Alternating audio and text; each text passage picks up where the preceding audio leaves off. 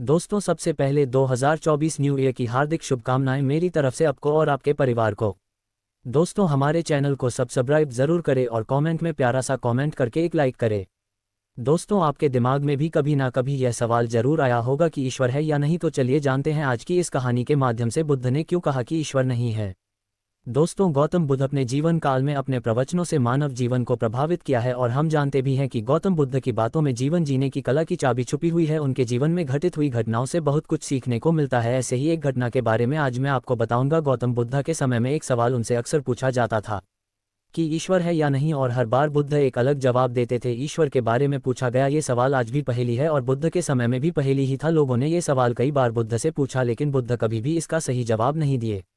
गौतम बुद्ध ने कभी वह गलती नहीं की जो आज के कुछ धर्मगुरु कर रहे हैं। कहने का मतलब है कि जितने भी ज्ञानी पुरुषों ने ईश्वर के बारे में स्पष्टीकरण किया, उनके अनुयायियों ने उनके धर्मगुरुओं द्वारा ईश्वर के बारे में कही हुई बातों को मान लिया और अपने अलग अलग समुदाय बना लिए। फिर क्या हुआ, आप ये देख सकते हैं।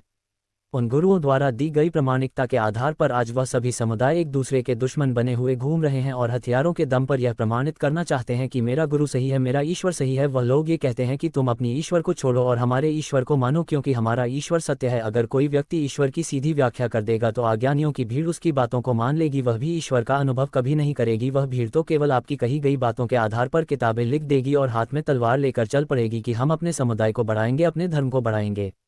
एक बार की बात है, एक ज्ञानी पंडित था जिसका नाम प्रेमी युगल था। गौतम बुद्ध का प्रवचन सुनने आया करता था और वह पंडित उनकी बातों से सहमत भी था। वह मानता था कि गौतम बुद्ध एक ज्ञानी पुरुष हैं। एक बार बुद्ध ध्यान की मुद्रा में बैठे हुए थे और प्रेमी युगल उनके पास गया और उनसे पूछा कि बुद्ध, कृपया आप मुझे बताएं कि ईश्वर है या नहीं। मेरी आपसे प्रार्थना है कि आप मेरे सवाल का मुझे सही जवाब दें।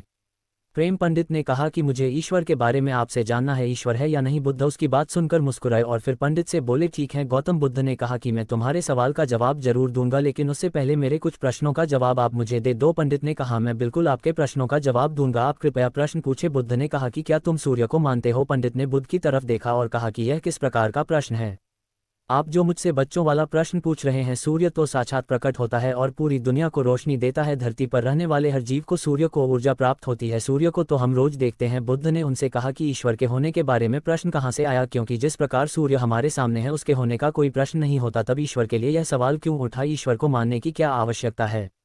इसका मतलब तो ये हुआ कि आपके मन में कहीं ना कहीं ईश्वर के प्रति संदेह है, क्योंकि ईश्वर सूर्य की तरह आपके सामने नहीं है। आप ईश्वर को भी बुद्धि से ढूंढने के लिए निकले हो और बुद्धि केवल उन्हीं बातों को मानती है जो उसके सामने दिखाई देता है, और ईश्वर कभी भी आपको प्रत्यक्ष रूप में सामने दिखाई नहीं देगा। अगर दिख जाए तो वह ईश्वर नहीं होगा। गौतम बुद्ध ने कहा कि तुम ईश्वर को मानते हो या नहीं। असल में ये प्रश्न ही गलत है और गलत प्रश्न का सही उत्तर कैसे दिया जा सकता है। इसलिए अगर इस गलत प्रश्न के पूछे जाने पर और अगर किसी के उत्तर दिए जाने पर तो वह उत्तर भी इस प्रश्न की तरह ही गलत होगा। बुद्ध के बारे में ये कहा जाता है कि वह कभी भी किसी भी प्रश्न का सीधा जवाब नहीं देते थे, उनके हर जवाब में रहस्य भरा होता।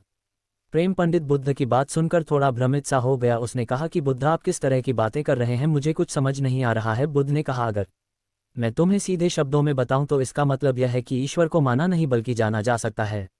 अगर तुम मुझसे ये प्रश्न करते कि मैं ईश्वर को जानना चाहता हूं तो मैं तुम्हारी मदद कर सकता था, और जिस दिन तुम ईश्वर को जान जाओगे उस ईश्वर की व्याख्या तुम सीधे कभी नहीं कर पाओगे, लेकिन लोगों को ईश्वर के दर्शनों का स्वाद चखने में मदद जरूर कर सकते हो। तुम कभी अपना अनुभव किसी को दे नहीं सकते हो। दोस्तों, आपने बुद्ध के जीवन की कितनी कहानियां किस्से सुने होंगे। वहां आपने देखा होगा कि बुद्ध ने कभी भी ईश्वर के बारे में स्पष्ट नहीं कहा और इसकी वजह से कई बार बुद्ध के ऊपर उंगलियां भी उठी। लोगों ने यहां तक कहा कि बुद्ध कुछ भी नहीं जानते, क्योंकि बुद्ध इस तरह के प्रश्नों का ठीक से उत्तर कभी नहीं देते थे।